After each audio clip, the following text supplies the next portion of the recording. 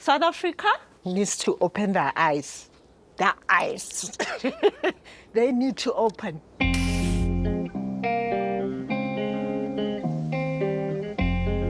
We are growing the economy, but they are dropping it because of politics. It's been 30 years with apartheid. Our people now might not be struggling physically or whatever, but besides that, for me, nothing has changed.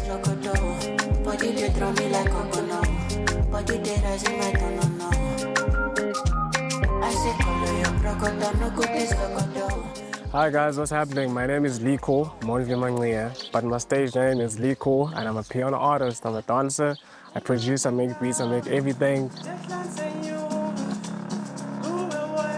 I want the whole world, man, to know my music. You know, that's how I express my pain, my feelings, my emotions, and my life.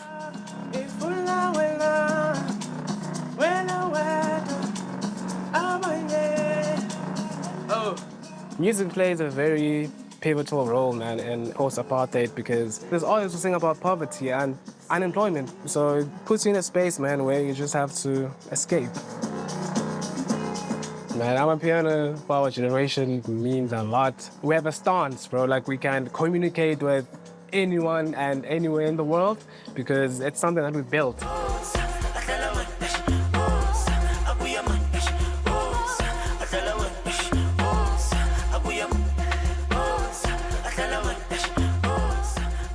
If I don't right my wrongs, or else I'll die alone. So let me right my wrongs. Okay, let's see how that sounds, and then I'll take it from there. See how the vocals are coming to be now. So let me right my wrongs. It keeps us busy, man, you know? Instead of me loitering around the streets, I can at least try to make a piano and also with the dance.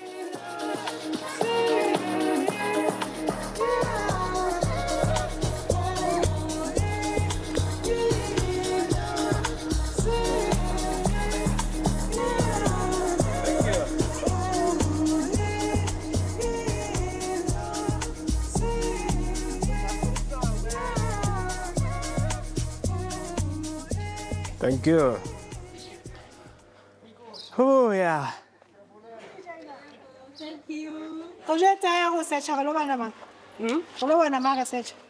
Liko. If you wanna search, Yebo. L-E-E-C-O-R-E. we'll follow you. Ne, please. Please, please. Ne? Thank you. You're welcome. A lot of people might not know actually what is a township. Back in the day, in the apartheid days, black people were only restricted to be in a certain place, certain area. But as democracy came, you know, we grew our own community, and now we have everything in Soweto. So I'll show you around.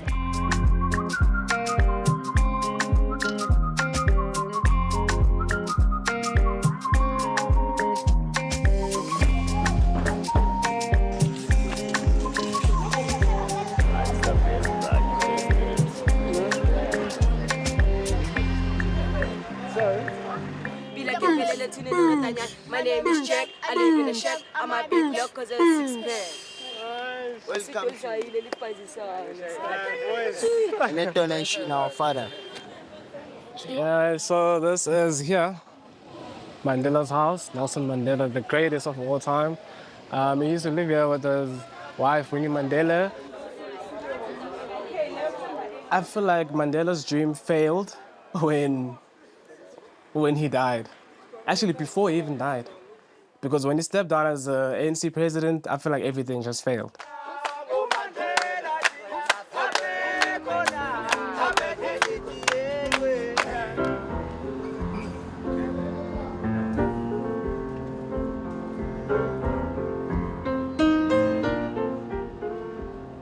People live like this on a daily basis, man, every single day. They get born into situations like this. You know, it's been over how many years now of democracy, but we're still finding ourselves in situations like this. It's just not nice, man. It's not nice at all. It's unfun. Every year we're dealing with a new crisis. It was load shedding since 2012. There's also water shedding as well. On top of that, food prices are just fluctuating up. Petrol is going up. We don't have jobs. how are we going to sustain our lives? Now we're just going around to the tavern, the local spot where people chill and have fun.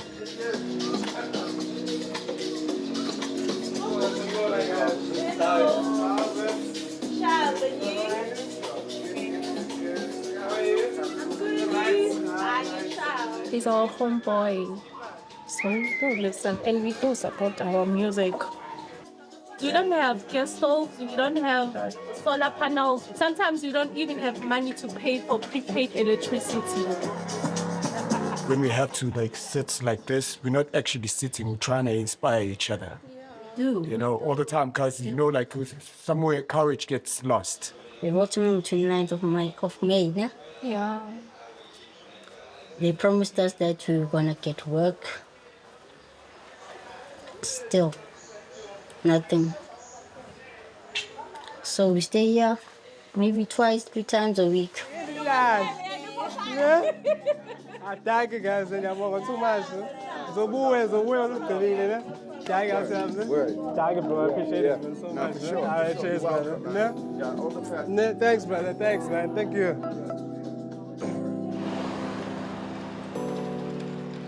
I'm not angry, but I think I'm disappointed. But disappointment sometimes leads to anger. I finished my postgrad in criminology 3 years ago now. And when I finished my undergrad, I was applying for jobs, nothing. It's been 3 years now. I'm unemployed. I'm blaming the country. We all know in South Africa who's running the country since 1994. The ANC is literally failing us, man. The ANC vows to address society's challenges and to serve the people of South Africa with discipline and integrity. ANC needs to go. We need change. We need young people that relate to the future of the country, not people that are just there for the money and corruption. So they just need to go, period. Can I be honest, yeah? I'm 26 right now, and I only registered to vote for the first time this year. So now we're going to meet my neighbor. Her name is Tebogo. She's been down the street. We lived together for years, So we're just gonna check her out.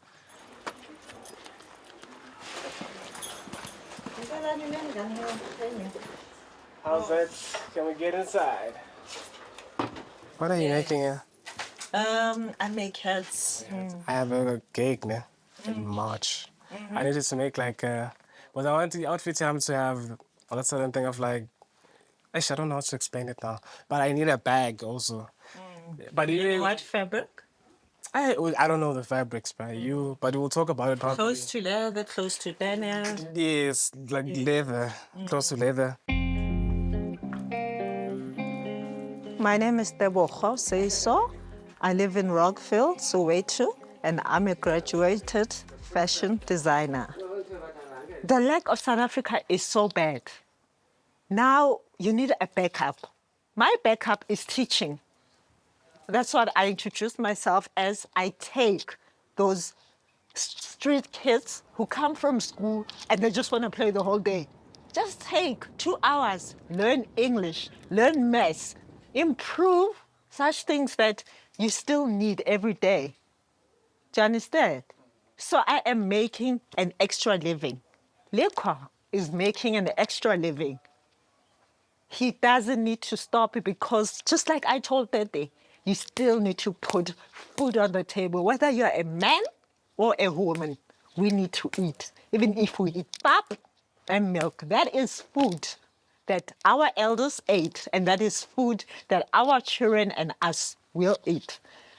South Africa needs to open their eyes. Their eyes. They need to open because we are growing the economy, but they are dropping it because of politics. I'm not going to go and vote. I'm thinking ANC is going to be there anyway. They've got a majority. Abogogo will go to the voting station. My dad will go to the voting station because ANC Viva for life. So That's how I feel personally.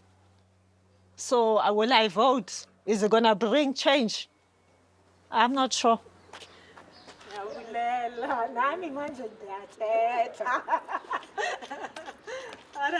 Chef Debs, thank you. We're gonna complain every day that, okay, we don't have jobs, we don't have this and that. So my thing for change is that let's register, let's vote, and hope for the best.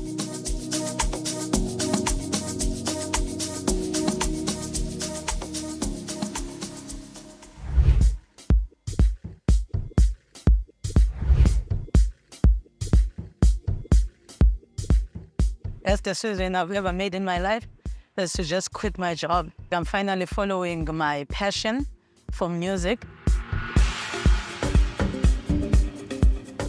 My name is Nosiphiwe Gulati, and I'm from here in Langa. What is nice about this street is that you can see the Tebogo Mountain.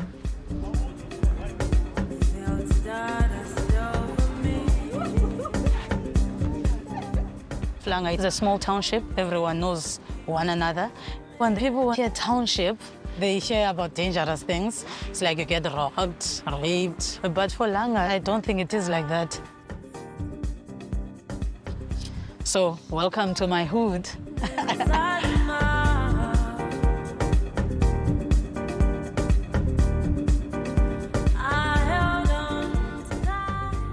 We're going to Bridges for Music now, Bridges Academy.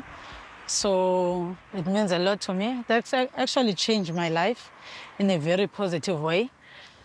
So welcome to Bridges.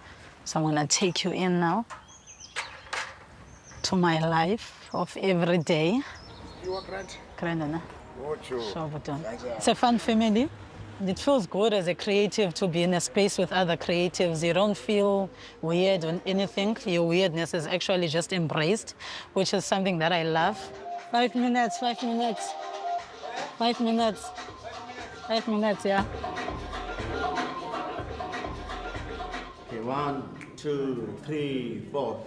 So he loves her, so he loves her, so he loves her, so he loves her, so he loves her, so he loves her, so he loves her, so he loves her. He loves her. I know that he does, puts no one above her, and that's all because of. So he loves her. It took me actually 2 years to actually just quit my job and focus on music.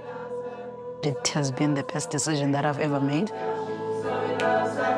know he loves her, and she cares too. Only reason she is head, and that's what love do. Treat your heart like a dance and not a clue. So I need to carry on, write that verse too. My previous job, I was a sales consultant. It was a call center. Actually, it really bothered me because every company that I've ever joined, white people are always the CEOs or whatever, and then you get the colored people who are just filling those positions of supervisors. We just stay at the lower level, even if no matter how hard you try. They must run out of options for them to choose you. I just want to see myself touring the world, playing at festivals, my music that I create, and the music of the South Africans. Yeah, Skrillex is in the building. He came to Langa Bridges to visit us. So yeah, it's an amazing, amazing day. It's crazy. Bridges for Music is funded through a lot of sponsors and donors. We wanted to build this world-class institution with the best computers. You know, it's a beautiful building, and the logical place that everyone would expect would be that would be in the city, in town. And the idea was like, no, let's put it in a township. And then if white people want to access these facilities, or when we bring in artists like Skrillex at the moment, they were going to have to travel into this community that they would tend to avoid. Young Black people in South Africa have lives that mirror too closely those that their parents had under apartheid. So we've got a very poor education system. The unemployment rates for youth are around 75%, so there really aren't opportunities. The idea is not to do anything. Is it short? there are extremely high rates of trauma, which comes through exposure to crime and violence.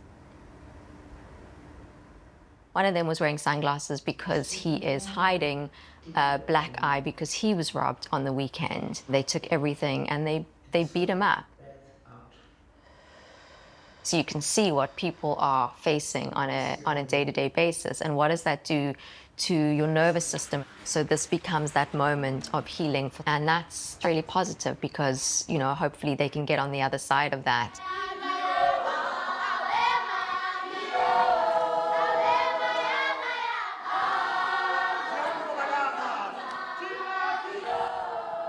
There's a thing called call and response.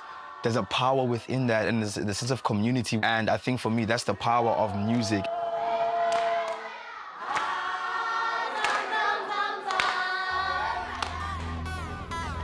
My name is Vezokuhle Mtungwa, but I'm known as Vezi, and I'm an alumni at Bridges. I graduated last year.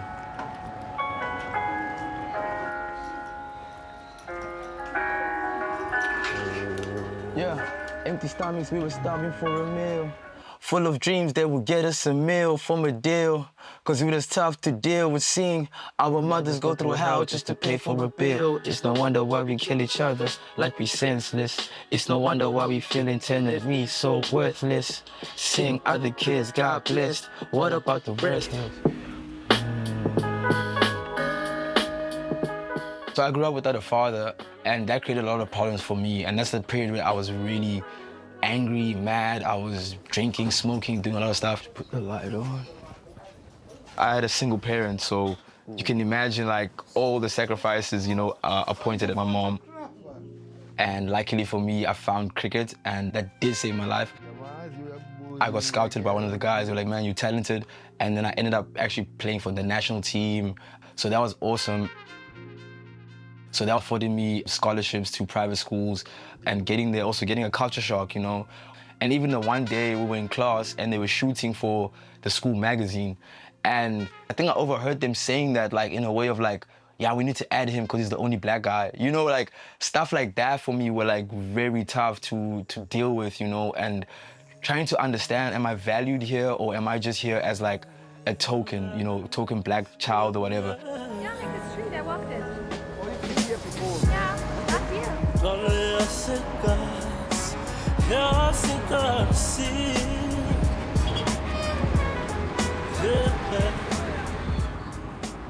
So when I was studying, I did political science at Stellenbosch University. Science helped me a lot to really delve into how South Africa looks like post-apartheid. Empty stomachs, who was stopping for a meal. We was full of dreams that would get us a meal. And honestly speaking, like, I think, especially in Cape Town, segregation still happens, and that's the biggest problem. How it's gonna be changed, that's the tough question. So right now, I think the individuals are the ones who have to kind of like make a change. Sing at the kids, God blessed. What about the rest? What about it if it's stress? Praying for success. Fooled by the press, they depressed, no parents. Oh yeah, funny big advice. These are part of the kids that I work with at the shack. Cause I got the flows on my own. Look in my face, I see the boss. And it's the boss. I'm the boss, feeling fire on my arm cause I'm the bomb. Finally I got it. I take a picture looking in a magazine. Yeah, then I look pretty smart and flip a note.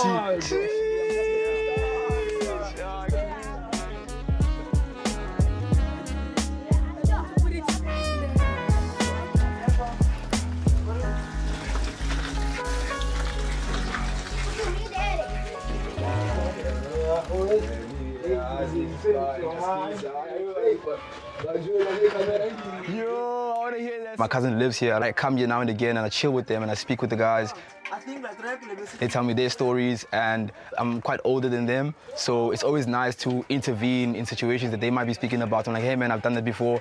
Maybe try this way, try that way. So that's also a way of me kind of giving back and also being so close to the community.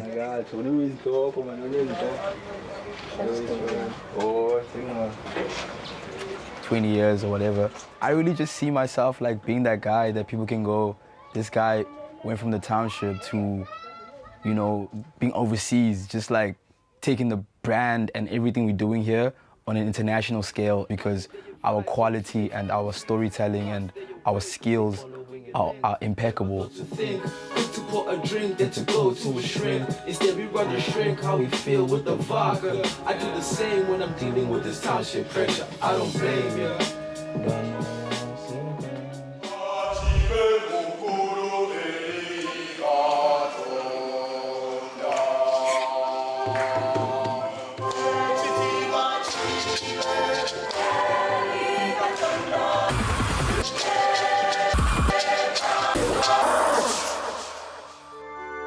I came from a very religious family and Christian background, and I read the Bible back to back, like the whole of it. And Revelation was the most interesting for me because it was so real. Like a beast of 10 horns coming out of the ocean, Jesus Christ. And then the lords come with trumpets, the plagues, my God. That's so awesome. It was so metal.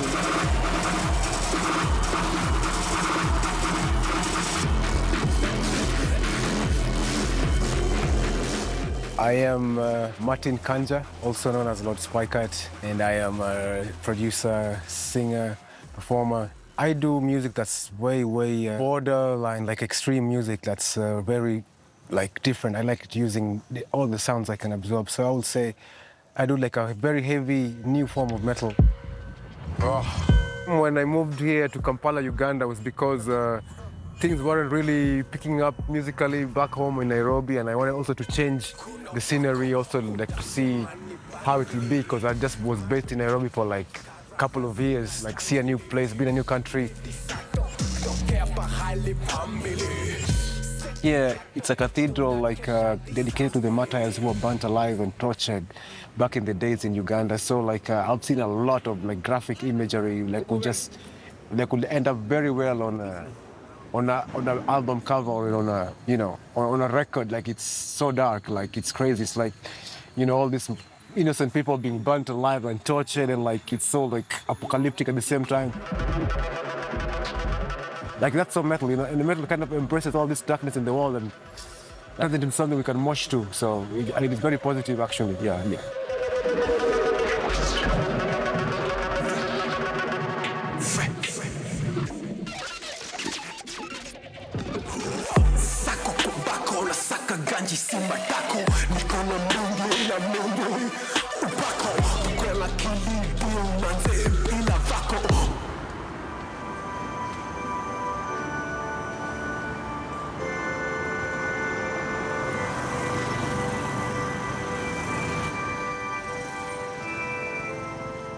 People are just really spiritual in Africa anyway, since the beginning.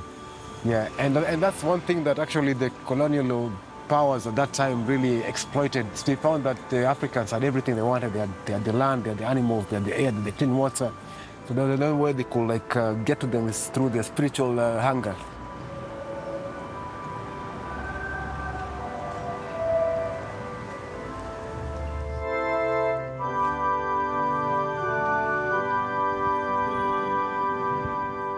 In Africa, most of the countries are third world countries, so you find there's hope in religion, and so the religion kind of helped a lot regarding to keep people sane, in these crazy times and stuff.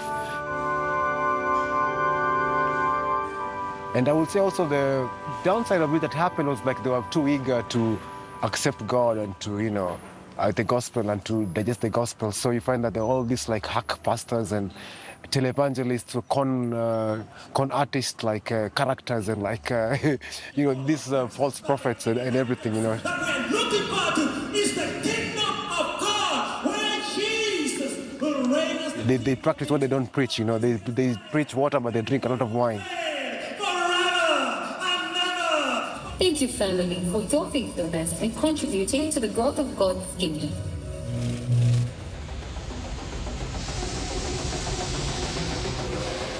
So in my new record, there's a song called Babos Patmos. Yeah, and Patmos is the island that John, the Revelator, the Lord who wrote the book of Revelation, he was on this piece of rock, an island, and then he saw all these things happening in visions, and angels coming, they talk to him, they take him to another planet.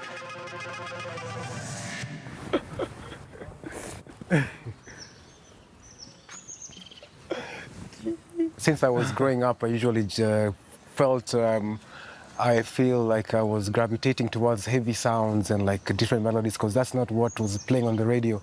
So it really like kind of captivated me how heavy music can get. It made me feel powerful. It made me feel like nothing can stop me, nothing can hold me back. It made me feel like, yo, the world is mine. It made me feel alive, completely alive. And also, you know, you don't have any real support with the people around you at home also because they don't know what you're doing. It's not like it's gospel music. It's not like it's hip hop, you know, something that they can understand. It's way, way out there. It's way out there.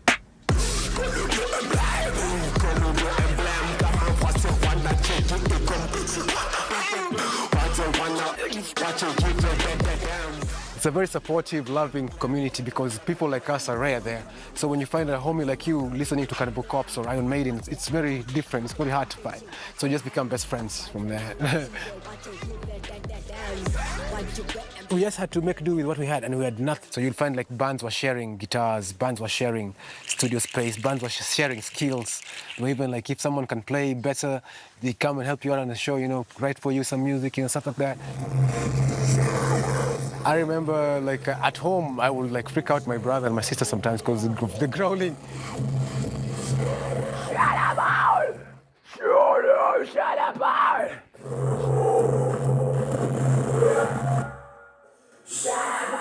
This is just something I was just working on like last week.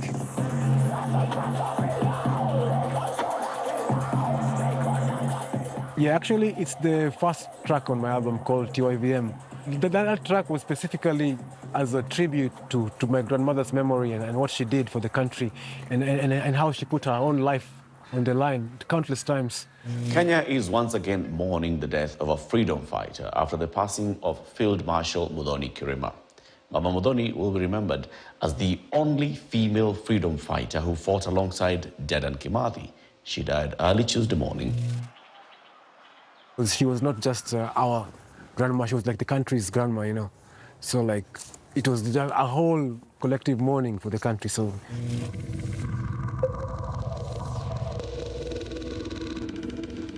The Mau Mau Rebellion was this uprising that happened in the 1950s and the 1960s, and it took a toll for 11 years. It was mostly involved by the Mau Mau fighters fighting against colonial oppression and the settlers who had come to colonize Kenya, the British settlers who had come to colonize Kenya at the time. There were a couple of massacres that happened. They came to a couple of schools and not even schools, like places like villages and stuff, burnt them down because they were looking for Mau Mau people there and like they would torture people to give them information. She stood up and fought back to liberate people. With this new generation, they became more exposed to how the world is working and how things are supposed to be like. So they actually realized that these people back in the past were actually very ahead of their time because they were fighting for something, what they called that was actually universal.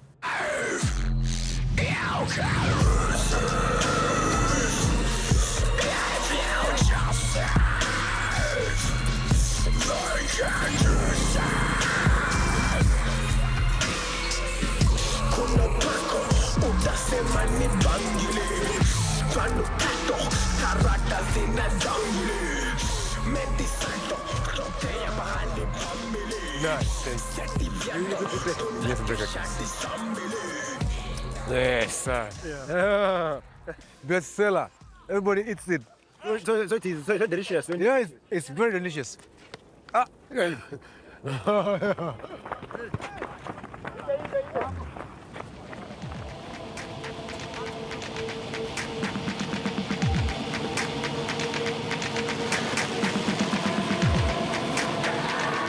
Venues were very opposed to this kind of music, you know. We got kicked out of a few venues because guys would mosh and would think people were fighting, you know. But people were just moshing, having a good time.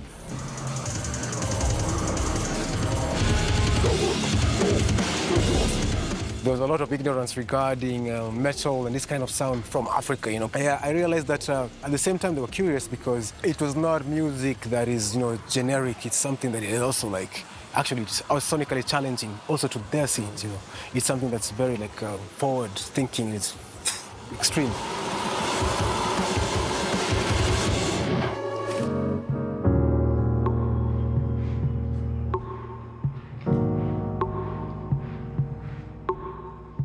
by what I do, I can inspire other people to achieve, to be greater than who they are, like, or what they stand for. Like, because when somebody pushes the envelope, it inspires other people to actually excel in their different fields.